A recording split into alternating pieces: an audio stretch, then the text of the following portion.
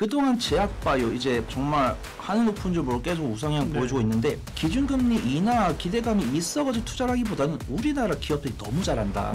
뭐 펩토노라든가 뭐 한미약품이라든가 이번에 뭐 D&D 파마텍이라 이런 종목들, 뭐 삼성 바이오스, 셀트리온, 알테오젠 이런 종목들이 뭐 해당 시장을 쓸어가려고 하고 있기 때문에 제약바이오 중에서 비만 당뇨 치료제면 1등이 누구냐? 메세라가 기술 개발 능력을 갖고 있는 기업을 인수를 할 거다 이렇게 판단하고 있고 그 대상군 중 하나가 D&D 파마텍이 될 거다라고 보고 있는데 G2G 바이오를 최근에 알게 된 종목 기술력이 상당하다라고 좋은 뉴스밖에 없다. 제가 말씀드린 종목들이 변동성이 크다라는 겁니다. 그래서 비만 당뇨 치료제 중에서 안전한 종목은 탑픽은 예민수의 경제 토크, 이번에는 시장에서 관심 있는 바이오 헬스케어 얘기하겠습니다. 손여로 팀장님과요.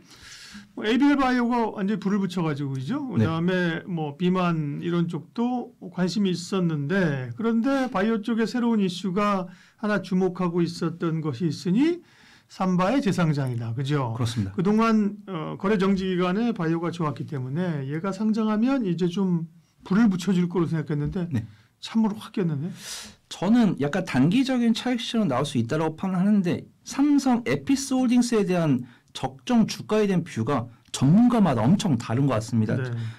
저의 그런 개인적인 생각은 각자 이 종목들이 만약에 한 마이너스 5에서 마이너스 10% 정도 밀렸다라고 했을 때는 그동안 제약바이오 이제 박사님께서 말씀 주신 뭐 ABL 바이오 같은 경우 정말 하늘 높은 줄 모르고 계속 우상향 보여주고 있는데 삼성 바이오스가 이제 거래 정지되어 있는 동안 제약바이오 관련 종목들도 많이 밀렸습니다. ABL 바이오 같은 경우는 우상 기조 보여주고 있지만 올릭스라든가 아니면 뭐 다른 비만 당뇨 일부 종목들은 밀렸기 때문에 약간 키 맞추기 관점으로 마이너스 5에서 마이너스 10% 정도 하락은 나올 수 있다고 판단했었고, 그 다음에 이 삼성 에피스홀딩스에 대한 적정 주가에 대한 뷰가 전문가마다 엄청 다른 것 같아요. 저도 오늘 조금 당황했습니다. 그래서 한 마이너스 5%, 마이너스 10% 밀렸으면은 재료가 이제 노출됐으니까 밀릴 수 있겠구나라고 했었는데 에피스 같은 경우 거의 하한가까지 내려갔기 때문에 저는 이제 적정 주가를 계산할 때 보통 실적을 기반으로 많이 하거든요. 그래서 삼성 바이오스가 이제 주가 수익률이 한 45 정도 나왔었고, 이제 삼성 바이오스 같은 경우는 이제 보통 분기 매출이 한 1조 5천억에서 한 2조 정도 나오고 있고, 그 다음에 이제 이익률 같은 경우 40% 정도 나오는데 에피스도 이제 연구 개발을 통해서 기술료를 통해서 이번에 3분기 실적이 매출이 1조 5천억, 그 다음에 이익은 4천억 정도 나왔다고 합니다. 그래서 에피스홀딩스가 바이오로직스보다 못한 거는 이익률이 조금 낮다. 거두는 분기 거두는 매출액은 근소한데 이익이 조금 차이가 나니까 이익률이 좀 다르다. 근데 이익률이 조금 다르다고 해서 이렇게 하한까지 갈 필요가 있는 건가? 라는 그런 생각을 하고 있는데, 제가 누누이 말씀드리는 게 투자는 사람이 하는 거다. 그래서 저는 삼성 바이오스가 견주했고 셀트리온이랑 종종 말씀을 드리면서 삼성 바이오스가 주가 수익률이 45 정도 되는데 저는 이 정도는 적정이다라고 했고, 삼성 바이오스가 오늘 덜 빠지니까 오늘 외국인은 매도했는데 기관 매수했더라고요. 외국인은 매도하고 기관 매수했는데 마이너스 5% 정도 약보합까지는 아니고 조금 하락한 거죠. 마이너스 5%면. 약보합은 아닌데 이런 것들은 나는 삼성 바이오스 같은 경우 적정 주가다라고 생각을 했는데 그분들도 그렇게 생각을 하는 것 같고, 의아한 거는 이제 에피스홀딩스가 저 같은 경우도 삼성 바이오스보다 엄청 못하는 건 아닌 것 같은데 강한 매도가 나왔으니까 이 에피스를 바라본 투자들이 에피스홀딩스의 적정 주가가 얼마라고 생각을 하는지 이런 것들을 좀 확인할 시간은 좀 필요해 보입니다. 그래서 다행이에요. 오늘 이제 삼성바이오가 저희 방송 촬영하는데 삼성바이오가 분할 재상장하면서 관심이 많았거든요. 근데 장 초반에 확 밀리더라고요. 삼성바이오도 장 초반에 8%가 7% 밀렸다가 거의 끝날 때 이제 약보합으로 그죠? 아래 꼴을 길게 달면서 이제 끝났고, 이제 바이오 에피스는 좀 사실 다른 거잖아요, 그죠? 이제 기존의 삼성바이오를 분할 상장하면서 약간 지주사 성격이니까 여기에 대한 밸류 평가는 있으니까 바이오 에피스는 많이 떨어지는데요. 사실 바이오 에피스보다는 이제 사업회사인 삼성바이오로직에 또 관심이 있으니까 그죠? 근데 삼바가 상장하면서 급등은 아니었지만 급락했다가 낙폭을 굉장히 많이 좁혔기 때문에 거의 보합으로 끝났기 때문에 그런 장중에 있었던 뭐 노이즈는 해소를 좀 소화를 했다 이렇게 봐도 될 것 같고요. 그럼 이제 바이오 얘기 전반적으로 다시 하게 되면, 네, 바이오는 금리 인하가 제일 좋은 약인데, 금리 인하 가능성이 좀 낮아지니까 요즘 좀 약발이 빠졌다 이거예요? 그랬었는데 이제 저도 어제 대본을 작성을 하면서 오늘장 어떻게 될까 많이 기대를 했었습니다. 다행히도 제약바이오 같은 좀 견조한 모습 보여줬고, 제가 조금 경계하는 거는 퍼센트가 워낙 확확 바뀌는 거. 그래서 저번 주에 그 리사쿠 이사가 퍼센트 바꾼다는 건 페드워치. 네, 페드워치 점도표 확률이 그래서 뭐 30%까지 갔다가 그렇죠. 제가 점도표 봤을 때 하루에 한 5에서 10% 왔다 갔다 하는 건 봤는데 막 40%씩 왔다 갔다 하는 건 처음 봤습니다. 7대 3으로 인하 확률이죠. 네. 네. 그래가지고 지금 보면은 리사쿠 이사가 이렇게 찬물 살짝 뿌렸는데 윌리엄스 총재가 약간 뜨거운 물 부어준. 근데 어떻게 보면 막 리사쿠 이사는 트럼프 대통령의 사이가 안 좋아가지고 뭐 해임됐으니까 일부러 부정적으로 말하는 건 아니고 이제 해임하려고 하는 거죠. 네. 이런 뷰가 있었고, 그다음 윌리엄스 총재 같은 경우 유명한 또 비둘기파 인사이기 때문에 이분은 원래 할 말 했다라 해서 약간 이렇게 중립적인 시선을 했었는데, 그나마 제약바이오 관련 종목도 오늘 강세를 보여줬기 때문에 투자분들께서는 기준금리 인하에 대한 기대가 대폭 증가되면서 제약바이오에 대한 훈풍이 있을 거다라고 보이고, 제가 이제 종종 말씀드리는 게 그냥 제약바이오를 기준금리 인하 기대감이 있어가지고 투자를 하기보다는 우리나라 기업들이 너무 잘한다. 그래서 지금 보면은 뭐 펩툰이라든가 뭐 한미약품이라든가 이번에 뭐 D&D 파마텍이라든가 이런 종목들, 뭐 삼성 바이오스, 셀트리온, 알테오젠 이런 종목들이 뭐 해당 시장을 쓸어가려고 하고 있기 때문에 그런 모습도 있다고 판단되고, 저는 제약바이오를 지금 거의 뭐 몇 달째 말씀드리면서 저는 모르는 종목은 안 하시는 게 맞다. 제약바이오 중에서 모르는 종목은 안 하는 게 맞다고 판단되고 있고, 그나마 우리가 이미 알고 있는 종목들 중에서 기술적 위치가 괜찮은 종목, 그다음에 대장급 종목들을 따라 이제 뒤쫓아갈 수 있는 종목이 수급이 들어오기 때문에 그런 종목들 위주로 보는 게 맞다고 판단되고 있고, 저는 뭐 ABL 바이오 같은 경우도 올해 4월 달에 탑픽으로 소개를 드렸었고, 알테오젠 같은 경우도 작년 하반기에 적극적으로 좀 매수를 권장드리면서 제약바이오는 우리 지금 영상을 시청하실 구독자분들이나 저에게나 굉장히 좀 고마운 섹터가 되어가고 있다. 그래서 말씀을 드리고 싶습니다. 그러면 제약바이오 지금 시점에서의 관전 포인트 그리고 관심 있게 볼 만한 종목들 얘기하죠. 네, 우선은 대형주를 보려고 하고 있는데, 네, 저는 우리 구독자분들 아시겠지만 저는 적자 기업은 굉장히 좀 경계를 하고 있고, 흑자 기업을 말씀을 드리면서도 막연하게 막 허황된 이야기 안 하는 게 저는 항상 주가 수익비를 굉장히 중요시 여기잖아요. 근데 상징적인 의미가 있는 종목은 상징적인 의미가 있다라고 말씀드립니다. 그래서 저는 우리 구독자분들께 이제 여쭤보고 싶은 게, 제약바이오 중에서 비만 당뇨 치료제면 1등이 누구냐? 1등 기업이 누구냐라고 했을 때 의견 되게 분분합니다. 미국의 일랄린이냐? 일랄린이 노보노디스크. 뭐 덴마크의 노보노디스크냐? 네. 인데 일단은 가장 먼저 비만 당뇨 치료제라는 이름을 알려준 거는 일랄릴리고요. 노보노디스크 아니고? 그런가요? 이게 또 네. 제가 공부한 바에 따라서. 네, 네. 근데 노보노디스크 위고비가 워낙 시장을 많이 장악을 하고 있기 때문에. 근데 재밌는 거 뭐냐면 이제 우리가 재무제표를 보면은 노보노디스크가 일랄릴리보다 매출액과 이익이 3배입니다. 그러면은 시가총액도 3배여야 되는데 반대로 일랄릴리가 3배입니다. 노보노디스크보다. 그래서 노보노디스크는 퍼가 25 정도인데 일랄릴리는 퍼가 50이더라고요. 그래서 내가 만약에 제약바이오 중에서 나는 같이 투자하는 사람이다 라고 했을 때는 노보노디스크를 추적을 하는 게 맞고, 그 다음에 나는 조금 트렌디하게 수급을 쫓아다닌다 라고 하신 분들은 일랄릴리를 쫓아다니는 게 맞다라고 판단하고 있고요. 뭐 우리는 어차피 뉴욕 시장, 뉴욕 종목을 권장드리는 게 아니고 국내 종목을 권장을 드리는 거기 때문에 뭐 ABL 바이오, 알테오젠 말씀드렸고, 그다음에 비만 당뇨 치료제 중에서도 뭐 펩트로이나 D&D 파마, 한미약품도 제가 탑픽으로 소개를 드린 적이 있습니다. 좀 옛날이었지만 그런 부분도 봤을 때 미국에 대한 기준금리 인하 기대감도 있지만 우리나라 제약바이오 기업들이 자체로 보여준 실력 덕분에 제약바이오 관련 종목들이 강세를 보이는 것이 아닌가, 그걸 좀 판단하고 있습니다. 네. 그럼 이제 국내에서는 대형주라고 하면 뭐 삼성바이오, 또 뭐 셀트리온, 네, 한미약품, 네, 유한양행, 뭐 이런 기업들 아니겠어요? 근데 이제 삼성바이오는 이제 재상장했으니까 조금 좀 봐야 되고, 네. 이게 박사님께서 나열해 주신 종목들이 제가 다 탑픽으로 언급을 드렸던 종목인데, 이거 공부해서 얘기하는 거예요. 지금. 하나 네, 오스코텍까지. 네. 그래서 대형주라고 했을 때 저는 이제 삼성바이오스, 셀트리온, 알테오젠에다가 이제 에이벨 바이오도 대형주로 넣어줘야 될 것 같아요. 그다음에 뭐 리가켄바이오나 보로노이나 이런 우리 구독자분들께서 알만한 ADC 기업들. 근데 셀트리온은 참 좋은데 안 움직여서 저는 이제 보통 저는 변동성이 같으면은 퍼가 낮은 종목을 말씀을 드리고요.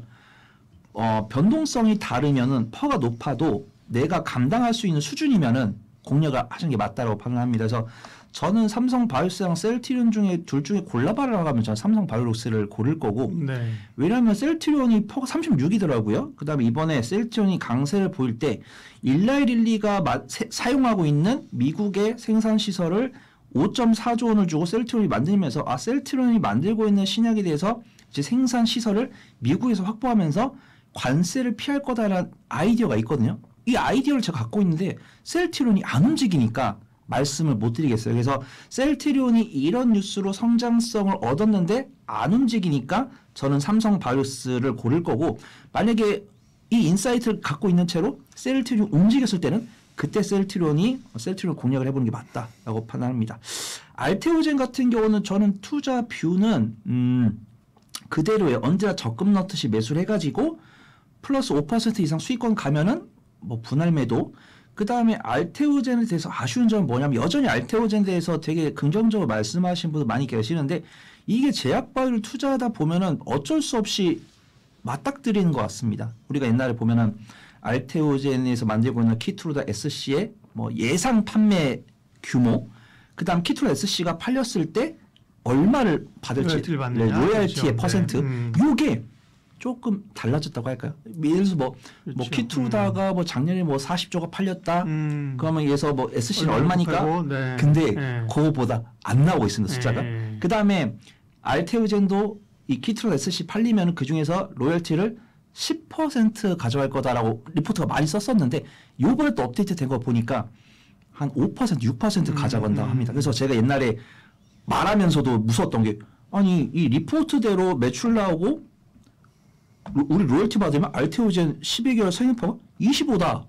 이렇게 말씀드렸었는데 이게 퍼센트가 떨어지다 보니까 알테오젠의 12개월 선행포가 한 55 정도? 60 정도로 이제 HTS에서 제공하고 있더라고요. 그래서 그런 부분들을 감안했을 때 저는 여전히 알테오젠에 대해서는 매수 의견을 드리지만 기대 수익률은 조금씩 조정을 하는 거는 맞는 것 같다. 그렇게 보고 있고요. 이번에 알테오젠이 미국에서는 SC 임상 3상 통과 식약처 허가를 맞았기 때문에 판매가 될 것이고 이번에 또 유럽까지도 돌파를 했다고 합니다. 그다음에 다른 빅파마 기업들과의 추가 기술 이전 계약도 나올 수 있기 때문에 네. 알테오젠은 꾸준하게 계속 계산기랑 전쟁을 해야 될 것 같다. 그렇게 좀 보고 있습니다. 마지막으로 비만약 포인트. 네, 사실 오늘 ADC랑 비만당뇨 치료제 뭐 할까 고민을 하다가 잘 고른 것 같습니다. 제가 아침에 말씀드렸는데 비만당뇨 치료제 같은 경우는 그래도 이제 강보합을 지켜주는 모습이고 ADC는 많이 좀 이제 음봉을 기록을 해가지고 비만당뇨 치료제를 봐야 될 것 같다라고 판단하고 있고요.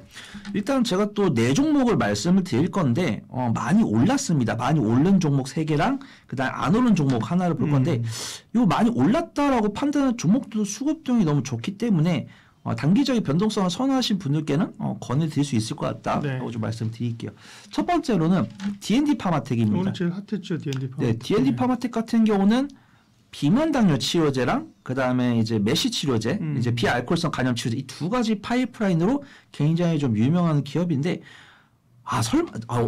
진짜 좀 미래에 갔다 와보고 싶습니다. 이게 뉴스가 뭐 메세라가 어떤 이제 비만당뇨 치료제 실제로 자신들이 개발하는 것을 조금 어려워하면서 이 비만당뇨 치료제 기술 개발 능력을 갖고 있는 기업을 인수를 할 거다 이렇게 판단하고 있고 그 대상군 중 하나가 D&D 파마텍이 될 거다라고 보고 있는데 그런 이슈가 이미 부각이 되면서 좀 단기 변동성이 많이 나온 것 같아요. 그래서 D&D 파마텍 같은 경우 저번 주 목금에 좀 강한 변동성 보여준 다음에 오늘 좀 윗골이 달렸는데 양봉 마감한 걸로 제가 기억을 하고 있거든요. 윗골 달린 양봉. 아니 윗골이 아침에 저도 윗골이 달린 양봉이었는데요. 오후에 다 끌어올렸어요. 지금 16%야. 네. 그러면 타픽을 바꾸는 게 아니고 D&D 파마텍은 매매 관점 봐야 된다. 오늘 아침에 굉장히 나있다 윗골이 쭉 달았었는데 저도 그런 줄 알았는데 지금 보니까 다시 그냥 쭉 끌어올려가지고 장대양봉으로 16%로 끝났습니다. 그러면 지금 방송 이제 편집본을 받아 보신 분들은 네. D&D 파마텍은 단기적인 변동성을 선호하신 분들이 보시면 네. 좋을 것 같고 네. 저는 G2G 바이오 두 번째 종목 G2G 바이오를 보려고 하는데 생소한 종목이었어요. 저는 네.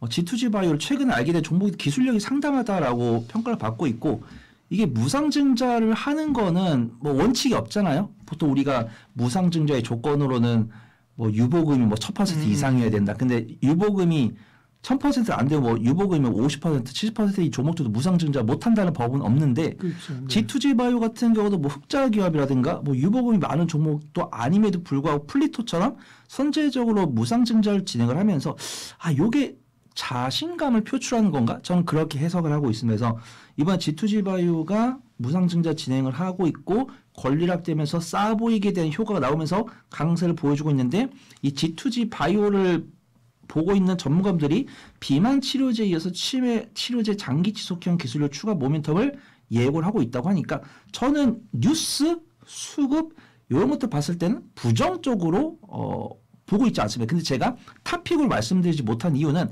저는 보통 탑픽은 이미 잘하고 있으면서 앞으로 더 잘할 종목이 있다라고 하면은 그런 종목을 탑픽으로 말씀드리는데 그런 종목들이 있기 때문에 보는 거고 이런 종목들의 특징은 제가 이 종목이 이렇게 된다는 게 아니고 내가 보기에는 무상증자를 진행하지 말라는 법은 없지만 이런 재무 상태에서 무상증자 진행을 하면은 추가 모멘텀이 재빠르게 안 쫓아오면은 밀릴 수가 있으니까 단기적인 변동성을 선호하신 분들께는 G2G 바이오도 괜찮아 보인다. 좋은 뉴스밖에 없다. 그걸 좀 보고 있고요. D&D 파마텍, G2G 바이오 그다음에 이제 한미약품. 한미약품은 제가 탑픽으로 한 넉 달 전에 말씀드린 것 같은데 많이 올랐더라고요. 이번 달이 많이 올랐습니다. 그래서 한미약품 같은 경우는 아시다시피 국내에서는 비만당뇨 치료제 중에서 가장 선두에 있는 기업이다라고 판단하고 임상 3상까지도 좋은 결과 나왔기 때문에 거의 뭐 국내에서 비만당뇨 치료제를 이제 출시를 하면은 한미약품일 가능성이 상당히 높다라고 판단하고 있고 빨리 인벤티지 랩이랑 좋은 결과를 보였으면 좋겠습니다.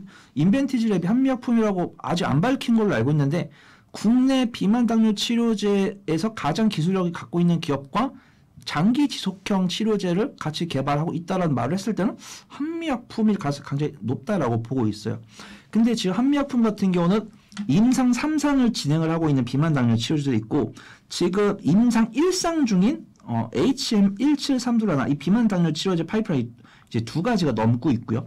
꾸준하게 다가올 뭐 혈액암 학회라든가 아니면 뭐 JP 헬스케어 컨퍼런스 이런 학회에도 한미약품이 참여할 수 있다라고 판단하고 있고 근데 한미약품을 제가 탑픽으로 소개되지 못한 이유는 시세가 많이 나왔다. 제가 한미약품 탑픽으로 소개드릴 때 20만 원대 후반대였는데 지금 45만 원이 넘었기 때문에 이제는 조금 매매 관점으로 봐야 된다. 이렇게 판단하고 있고요. 네. 탑픽은 동아 ST 보러 갑니다. 동아 ST 같은 경우는 조금 시간 넉넉하게 두고 보셨으면 좋겠어요. 뭐 변동성이 강하게 나오고 있지 않은데 정말 외국인이 꾸준하게 사고 있습니다. 일주일 넘게 외국인 순매수 들어왔더라고요. 제가 말씀드린 종목들이 물론 외국인과 기관의 매수가 들어왔지만 외국인과 기관의 매수가 들어온 날도 있고 매도가 들어온 날도 있습니다. 그래서 변동성이 크다라는 겁니다. 그래서 아직은 변동성이 크지 않지만 동아 ST도 비만당뇨 치료제 관련 종목들 강세에 보일 때 슈팅이 나왔던 이력이 있기 때문에 비만당뇨 치료제 중에서 안전한 종목은 동아 ST가 아닐까 그렇게 판단해요. 그래서 동아 ST 보면은 관계사 메타비아가 개발하고 있는 비만 신약 후보물질 DA1726이 전임상 단계에서 112 마운자로보다 더 좋은 효과를 냈다고 합니다. 그래서 동아소시홀딩스, ST팜, 동아ST 요 종목들이 다 같은 가족입니다. 그래서 동아소시홀딩스 같은 경우는 지주사고 그다음 ST팜 같은 경우는 의약품 원료를 만들고 있고 그다음에 동아ST 같은 경우는 신약을 개발하고 있는데 동아ST의 파트너사가 비만 신약 후보물질에 대한 전임상 결과를 해줬기 때문에 나는 이미 그냥 시세 나온 종목을 좀 편하게 매매를 하겠다라고 하신 분들 지금 앞에서 말씀드린 종목들 기술 위치 괜찮고 외국인 수급 들어오고 있으니까 한 일주일 정도 주어 담은 다음에 한 달 정도만 보유해가지고 다른 종목들보다 리스크 없이 좀 안전하게 비만 당뇨 치료제로 수익을 내볼까? 이런 고민하고 계신 분들께는 동아 ST 괜찮아 보인다. 거기 좀 말씀을 드리도록 하겠습니다. 네, 동아 ST 관심 종목이었습니다. 퍼스트 프라임 리서치 손여로 팀장님과 바이오 투자 전략 이야기했습니다. 고맙습니다. 감사합니다.